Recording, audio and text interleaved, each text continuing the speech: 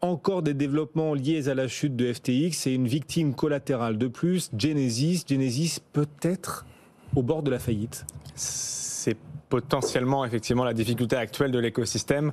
Après FTX, après Three Arrows Capital, c'est ce fonds d'investissement qui avait subi les foudres de l'écosystème Terra qui s'était effondré au printemps dernier.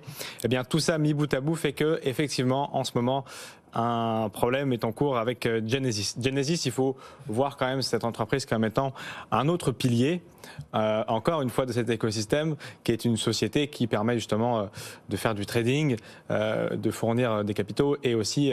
et c'était l'un des premiers produits à avoir été suspendu, des prêts et collatéralisés pour certaines entreprises.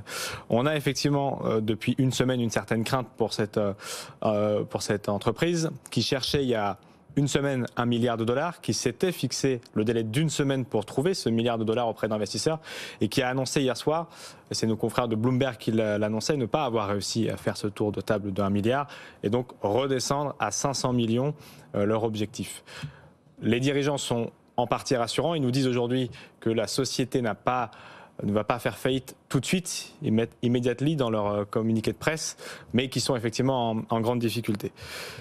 Il faut comprendre que déjà... C'est grave ou pas, Genesis? C'est vraiment, vous disiez, c'est l'un des piliers de l'écosystème. Si Genesis venait à faire faillite, et c'est pas exclu, donc au stade où l'on en est, ce serait une déflagration majeure de plus dans l'écosystème, Valentin? C'est certain. Et ça pourrait être peut-être d'une certaine manière aussi important qu'FTX.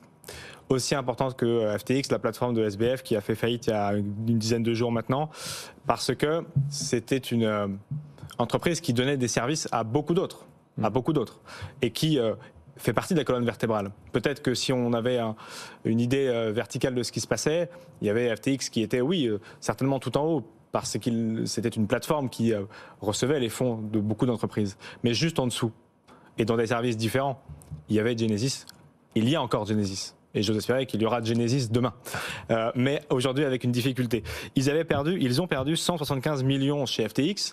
La maison mère a mis 140 millions de ces 175 perdus il y a quelques jours.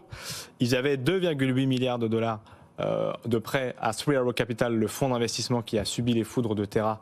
Et ils les ont perdus en partie. La maison mère est montée à hauteur de 2,1 milliards de dollars sur cette perte-là. Et là, ils sont encore en train de chercher 500 millions.